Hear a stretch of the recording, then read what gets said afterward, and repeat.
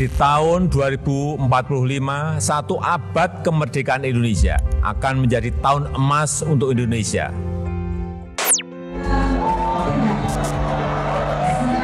Sembilan 9,9 juta penduduk usia 15 hingga 24 tahun di Indonesia yang tidak beraktivitas produktif. Indonesia yang ternyata saat ini tengah menjadi negara dengan tingkat pengangguran tertinggi se-ASEAN. Benarkah penyumbang terbesarnya adalah Gen Z?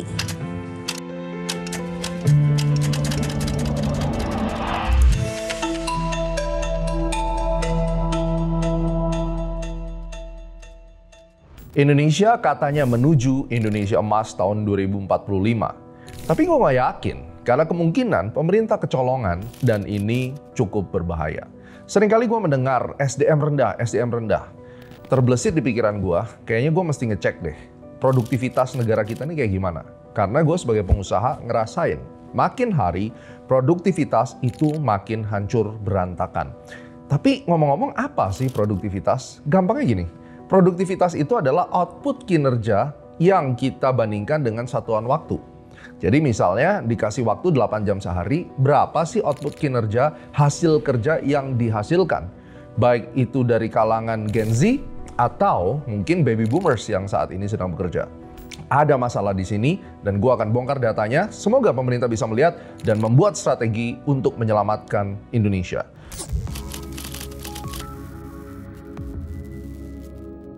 Yang pertama, selamat untuk Indonesia. Produktivitas tenaga kerja kita anjlok parah.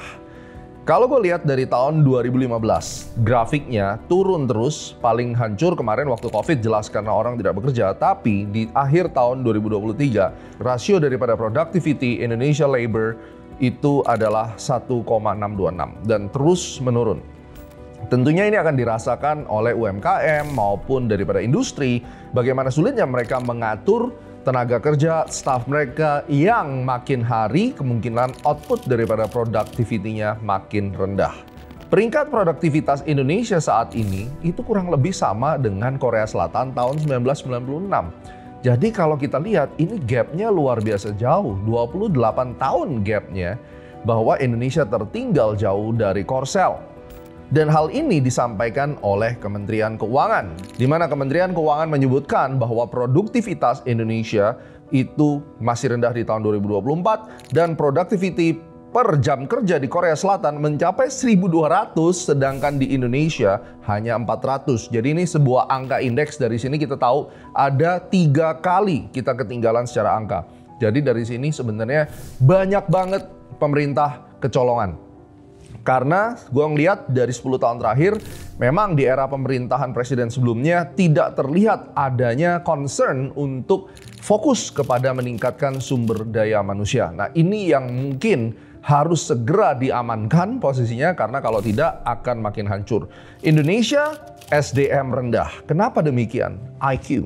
Kita bisa melihat bahwa ketika orang sekarang bicara Indonesia IQ rendah, China itu bahkan sudah mencoba mengotomatisasi industri dengan AI. Mereka sudah masuk di dalam satu ekosistem, menggabungkan artificial intelligence untuk mendukung yang namanya produktivitas. Sedangkan kita masih ribut masalah agama, masih ribut masalah politik, masih ribut masalah demo kepada pemerintah. Dan masyarakatnya makin hari makin tidak teredukasi. Dan Anda bisa lihat Indonesia saat ini berada di urutan ke-95 di seluruh dunia, yakni IQ yang cukup rendah 92,64 ini dari tes yang terakhir. Sangat ironi dan tragis bukan?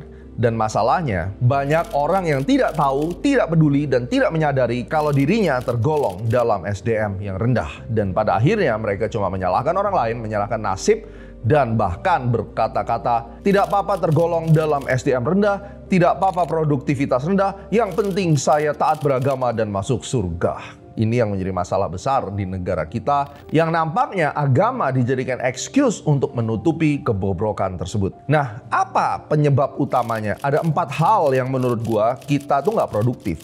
Gua punya data di sini yang pada akhirnya ekonomi Indonesia itu pasti akan berdampak. Jadi jangan harap Indonesia mencapai Indonesia Emas jika angkatan kerja dan rakyatnya seperti ini dan pemerintah tidak melakukan apapun. Penyebab nomor 1 yang terjadi di Indonesia, orang terbius dengan yang namanya agama. Nggak kaya nggak apa-apa, yang penting nomor satu agama, yang penting hidup itu mencari akhirat, yang penting hidup itu masuk surga. Jadi ya sudah, biasa-biasa saja.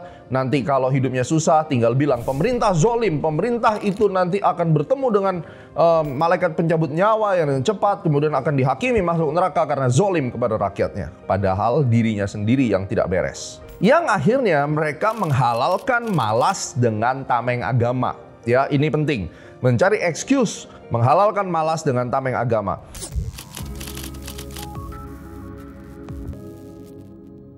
Indonesia saat ini merupakan peringkat 1 dunia negara yang paling malas di dunia. Nah, negara termalas ini dihitung dari jumlah langkah kaki.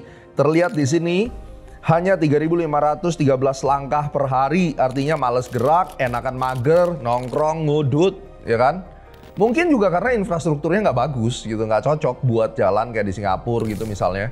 Tapi pada dasarnya sih walaupun dikasih infrastruktur yang bagus, gua nggak lihat bahwa orang Indonesia itu termasuk yang rajin, yang mau exercise, yang mau jalan gitu. Tapi kebanyakan nongkrong, TikTok, dan ya you know lah, you name it, komen di bawah. Dari sini kita bisa perhatikan beberapa negara lain, misalnya Arab Saudi 3.800 langkah per hari, tapi ya jelas mereka malas gitu karena mereka negaranya kaya, mereka punya minyak dan ya orang kaya udah enak hidupnya pasti malas. Di Indonesia hidupnya masih susah tapi malas. Lihat kan poin gua bahwa ini menuju ke kehancuran.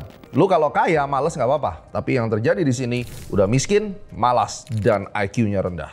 Sebagai tambahan yang menunjukkan bahwa fokus daripada masyarakat pada umumnya itu lebih mengarah kepada dunia spiritual, dunia akhirat, maka terjadilah konflik karena perbedaan agama seperti konflik Ambon tahun 99, konflik Poso 2000, konflik Lampung 2012, konflik Tolikara 2015, dan masih banyak yang lainnya tentunya. Dan juga ditambah dengan dampak fanatisme di agama di Indonesia, terjadi 3 hal yang Anda perlu tahu di sini. Yang pertama adalah ketimpangan ekonomi dan isolasi sosial. Fanatisme agama itu bisa mendorong orang untuk menarik diri dari lingkungan sehingga mengurangi kesempatan untuk berkolaborasi. Karena belum tentu orang-orang yang demam agama ini memiliki IQ rendah. Justru kemungkinan mereka ini justru orang-orang cerdas, tetapi memiliki mindset yang salah sehingga mereka merasa bahwa sorry, kalau saya bukan dari agama A, saya tidak akan berkumpul dengan orang agama A. Dengan demikian membatasi adanya kolaborasi antar sesama masyarakat. Yang kedua, dampak pada kerukunan dan kehidupan sosial.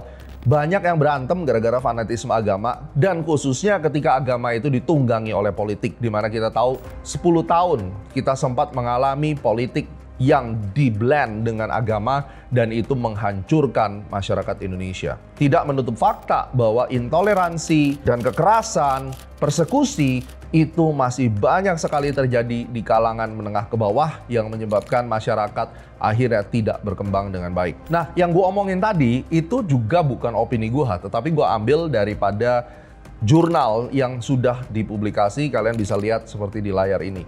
Dan kemudian fanatisme di negara lain itu sudah terbukti. Di Nigeria, ekonomi hancur berantakan, GDP-nya jebol karena terjadi yang namanya fanatisme berlebihan. Sejak tahun 2016, GDP daripada Nigeria ini hancur lebur. Dan selain itu, ternyata Hoover Institution juga memiliki paper tentang analysis of socio-psychological aspect of the phenomenon of religious fanatism. Hati-hati. Makanya silakan kalian bisa download ini untuk dipelajari, dan ini yang harus dibereskan oleh pemerintah karena terlihat kecil, tapi kalau sudah membesar bisa 2-3 generasi dampaknya.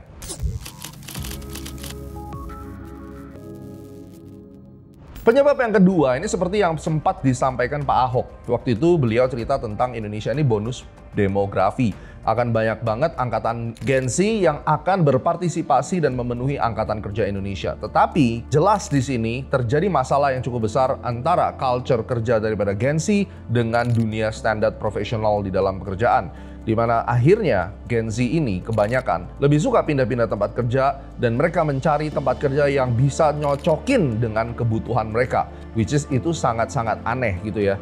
Dan kemudian mereka lebih baik pilih resign daripada gua harus kerja dengan dedikasi yang tinggi dan gua harus kerja, tidak punya work-life balance. Lebih baik gue hidup santai-santai walaupun miskin tapi aku bahagia, mental strawberry banget dan dikit-dikit healing akhirnya.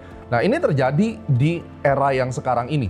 Oleh karena itu, gue bisa lihat bahwa apabila produktivitasnya rendah tetapi mereka mengejar work-life balance, maka ini akan menjadi bumerang untuk UMKM maupun industri yang besar di negara kita.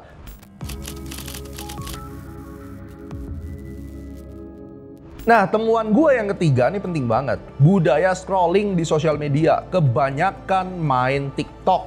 Kenapa gue bilang TikTok? Karena data gue 113 juta pengguna TikTok di tahun 2023. Wow! Penduduk Indonesia katakan adalah 300 juta. 113 jutanya adalah orang yang terdaftar sebagai pemilik account TikTok. Yang menjadi masalah ketika seseorang menggunakan sosial media secara berlebihan atau bahkan menjadi kecanduan, sudah dibuktikan oleh studi empiris bahwa produktivitas kerjanya akan menurun, dan WHO sudah mengeluarkan sebuah studi yang mengatakan 1 dari 7 pengguna TikTok usia 10-19 tahun mengalami gangguan mental. Wow, luar biasa kan? Sedangkan di Indonesia, ternyata kalau kita lihat menduduki peringkat pertama pengguna TikTok dengan total 157,6 juta pengguna TikTok pada Juli 2024. Lu bisa bayangin betapa seriusnya yang gue bahas ini, gangguan mental 1 dari 7. Dan Australia baru saja mengeluarkan di bulan November 2024 ini aturan bahwa anak-anak remaja di bawah 16 tahun dilarang menggunakan media sosial. Ini terjadi di Australia. Bagaimana dengan Indonesia? Tidak ada aturan, tidak dipedulikan, semua orang bebas mengakses apapun, bahkan judi online dan seterusnya.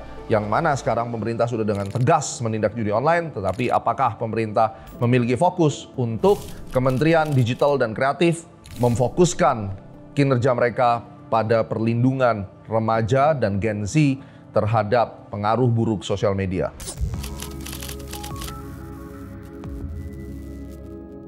Yang keempat, masyarakat Indonesia yang SDM-nya rendah tadi sangat mudah kena hoax. Karena aktivitas mereka sehari-hari lebih banyak di sosial media yang tidak terfilter dan banyaknya informasi yang salah di sosial media, sementara mereka tidak memiliki intelektualitas untuk melakukan judgement yang mana yang benar dan yang mana yang salah, akhirnya mereka mudah terprovokasi, mereka mudah kena hoax. Yang gue sampaikan itu juga di backup oleh UNICEF, di mana mereka mengatakan bahwa 5 dari 10 orang itu rentan terkena hoax, walaupun mereka memiliki pendidikan lulus SMA atau bahkan S1, tapi tetap mereka mengalami kesulitan untuk membedakan yang mana yang asli dan mana yang hoax. Saran buat pemerintah, yang menarik adalah Presiden Prabowo telah memutuskan untuk menaikkan gizi dengan makan gratis yang bergizi. Dan ini merupakan hal yang baik sekali dan sangat strategik. Di sisi lain, yang sudah dilakukan dan sangat strategik adalah Pak Prabowo menaikkan gaji guru. Ini sangat strategik karena motivasi guru-guru sudah sangat rendah dan bahkan kompetensi dari guru-guru yang mengajar juga tidak baik-baik saja. Artinya selain menaikkan gaji guru, pemerintah harus menyediakan APBN untuk mengedukasi ulang para guru-guru ini agar mereka bisa memiliki pengetahuan yang baik dan menyampaikan serta mendidik dengan baik murid-muridnya dari tingkat SD sampai perguruan tinggi.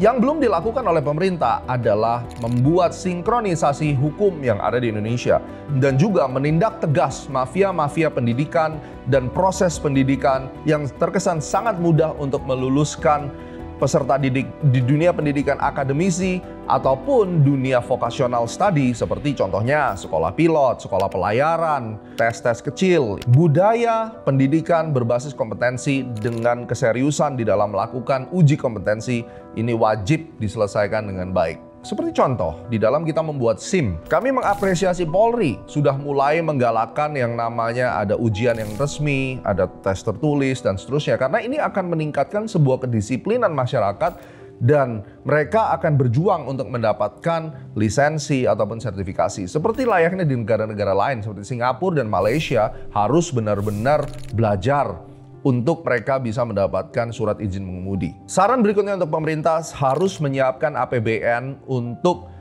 meng-hire tenaga ahli ataupun para praktisi di dalam melakukan pendidikan di tingkat dasar seperti SD, SMP, baik itu negeri, baik itu swasta. Harus lebih banyak mengundang para praktisi ataupun dari pihak-pihak swasta maupun pihak BUMN Orang-orang yang bisa memberikan tutorial, mentorship, coaching kepada guru-guru maupun kepada murid-muridnya. Ini terkesan panjang, tetapi memang ini adalah sebuah investment untuk 20 tahun ke depan.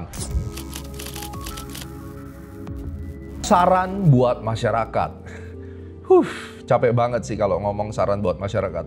Tapi mungkin ada 3 hal yang gue mau sampaikan. EDI, edukasi, dedikasi, integritas.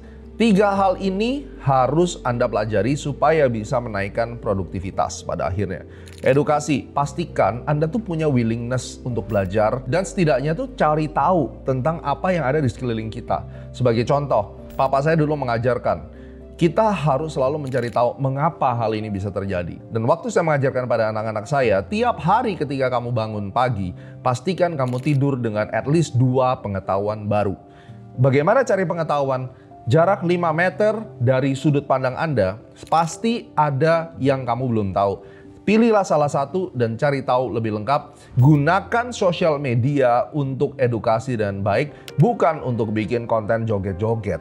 Konten joget-joget oke-oke aja buat fun, tetapi itu tidak membuat your IQ dan EQ naik secara signifikan sehingga Anda tidak akan bisa bersaing di dalam negeri maupun di luar negeri. Kalau misalnya Anda tidak punya uang untuk edukasi yang baik, Anda bisa beli kuota. YouTube dan Google adalah sarang edukasi yang terbaik selama Anda mau dan meningkatkan pengetahuan Anda melalui sosial media. Yang kedua adalah tentang dedikasi. Dalam bekerja, itu bukan hanya karena uang. Jangan jadi generasi mental strawberry yang sering healing, sering stres, mau mencari pekerjaan yang sesuai dengan keinginan. Yang namanya hidup di dunia itu nggak mungkin yang namanya enak, harus penuh perjuangan. Dan itu sudah ada sejak Nabi Adam dan Hawa, dikatakan bahwa untuk kamu hidup, kamu harus memeras keringat dan harus bersusah payah. Kita tahu hal itu. Oleh karena itu, pada saat kita bekerja, pastikan kita memiliki dedikasi dan kita disiplin mengerjakan apa yang kita kerjakan hingga kita mencapai sebuah mastery. Boleh kita mengerjakan sesuatu sesuai dengan passion kita, tapi pastikan pada umur 18 tahun Anda sudah mulai masuk dunia kerja dengan bertanggung jawab. Ketika Anda masuk umur 23 tahun, Anda sudah serius menekuni bidang yang Anda pilih. Jangan sampai di usia 30 tahun masih bingung mau ngapain, tiap hari masih sibuk dengan sosial media, dan hidup Anda miskin, tidak punya pengetahuan, tidak punya satu status sosial yang jelas, dan akhirnya mencari excuse, tidak apa-apa yang penting saya di akhirat masuk surga. Dan saya percaya ajaran agama manapun tidak mengajarkan hal seperti itu. Yang ketiga adalah tentang integritas. Ketika Anda sudah mendapatkan satu pekerjaan, pastikan Anda bekerja bukan untuk menyenangkan orang lain, tetapi untuk membuktikan kepada dunia bahwa saya, Gema Guyardi, ketika saya mengerjakan sesuatu, saya harus melakukan yang terbaik, best of the best, bukan untuk perusahaan, tetapi untuk menunjukkan bahwa saya adalah sebuah insan masyarakat Indonesia yang bisa bekerja dengan baik. Dengan mentalitas seperti ini, saya percaya produktivitas akan naik. Tidak peduli pemerintah mau zolim, pemerintah mau tidak perhatikan kita, selama Anda bisa beli yang namanya kuota internet, Anda bisa belajar. Ketika intelektualitas memadai, kita percaya bahwa produktivitas akan bertumbuh. Dan yang terakhir, memiliki moralitas yang baik. Jadi kalau seseorang memiliki moralitas yang baik, budi pekerti, tata krama, hormat kepada orang tua dan senior, ini merupakan kunci besar yang mungkin saat ini dilupakan oleh pemerintah. Banyak sekali sekolah-sekolah yang tidak lagi mengajarkan tentang moralitas.